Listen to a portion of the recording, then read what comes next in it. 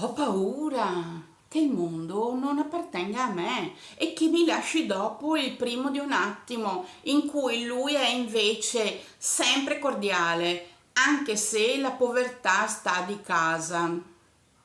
Egli è un grande uomo, stile e stima, come io non avrei mai potuto esprimere con tanto desiderio. È una personalità che infonde l'altruismo e governa pace, anche se non ha a volte e sempre, ma intona il mio desiderio e fa di ciò ogni sogno equivalente, dove il tesoro è pronosticato amore. Eccolo che arriva dentro il mio cuore con gli occhi di un cerbiatto, mite e umano, sembra il sorgere del tempo, ma si sa, il destino è per noi dove si trova lei, che senza fare gode della mia idea.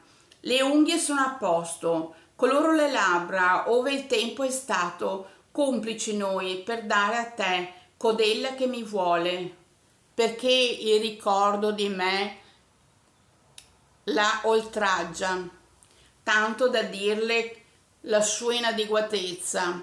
La competizione non esiste infatti, mai sarà con tanta uguale a me.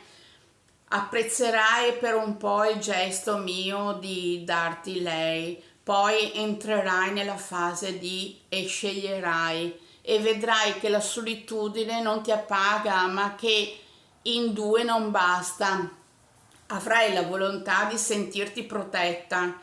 Cercherai un complice alterno che ti farà stare in bilico in modo di poter continuare a vivere serena.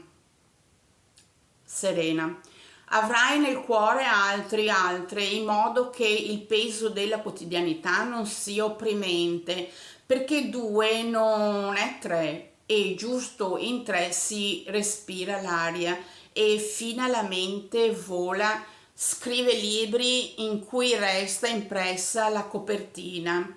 Amore è ciò per cui ci si rende umani, l'umanità ha bisogno di noi. Amami, amiamoci, ci amiamo, resterà essere e non apparire.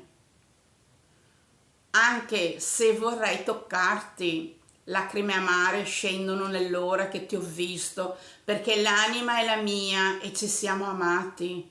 Ti ho donato lei, fai ciò che credi, libera, libero. Mi manchi già, non andare via, resta.